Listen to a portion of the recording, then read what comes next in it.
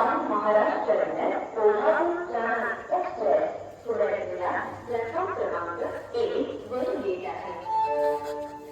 कृपया ध्यान दीजिए.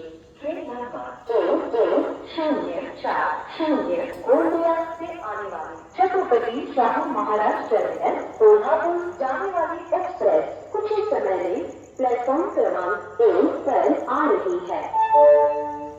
May I have your attention please?